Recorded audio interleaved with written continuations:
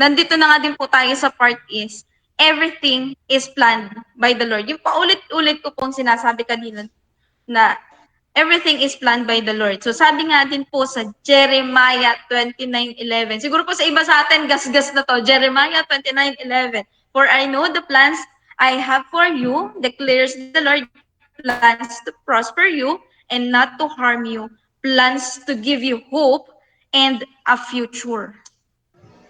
So ito yung plano na magpapatatag pa sa atin para sa mga darating na panahon. At saka po, 29:11 po. So, everything is planned. Alam ni Lord kung ano yung mga plano niya sa atin. Siguro, may sarili tayong plano, pero si Lord yung nakakaalam ng mga plano na makakabuti para sa atin. Mga plano na kung saan ito yung magpapatatag sa atin. Mga plano kung saan ito yung makakatulong sa atin para ma-achieve natin yung mga plano natin sa buhay. And also, plano ni Lord na, may plano din si Lord, yung plano din ni Lord kung paano natin ma-achieve yung mga pinlano din natin.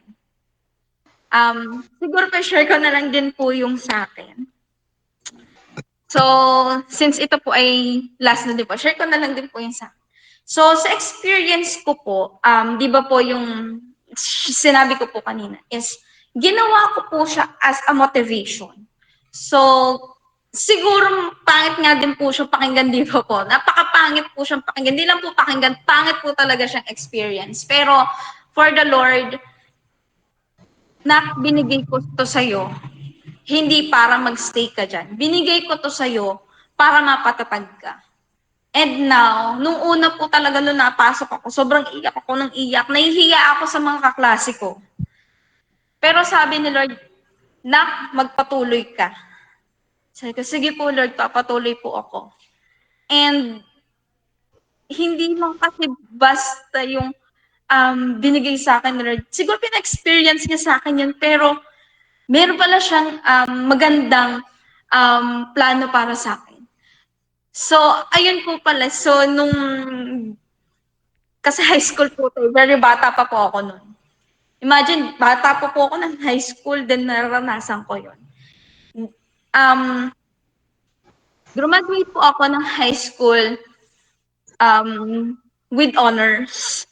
And nakagraduate na po ako ng college as magna cum laude. So, sabi ko, Lord, ito pala yun. Kaya kung pala pina-experience sa akin to. Para maging motivation ko, para mas mapatatag mo ko. Kasi ako dati kasi, parang wala lang sa akin life. Gusto ko lang talaga kasi gumana, sumama. Pero hindi naman pa ako nasama sa mga barkada na gumana, bumarkada, pero hindi po siya bad influence. Bumarkada, kung saan lakwat siya na kung saan hindi ako mapapasama. Yung galang, lakwat siya lang po na normal na bata. Hindi po yung kagaya po ng iba na naglalakwat siya. Yung talaga po pinabayaan ng pag-aaral. Hindi naman po ako ganun.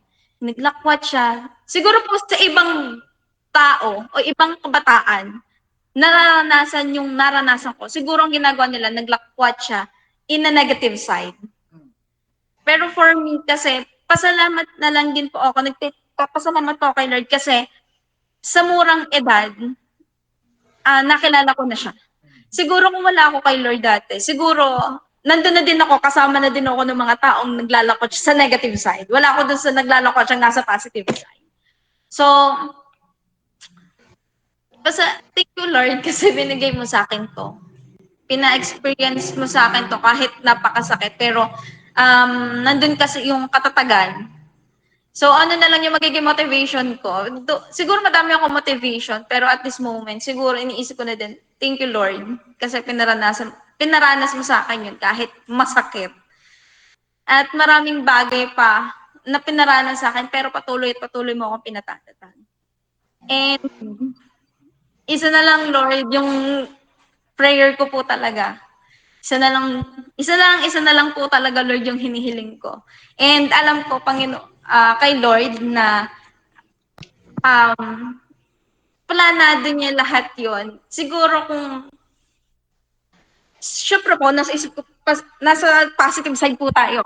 Syempre, ipapasa po ako ni Lord, pero nandun din po yung negative kung saan, baka mamaya, hindi pala yun yung plano sa akin ni Lord. So, syempre, hindi ko po pwedeng pangunahan. And, nagpapasalamat po ako kay Lord sa lahat-lahat. And, nandito na po ako sa last part na kung saan magte-take na po ako ng word on March 2025.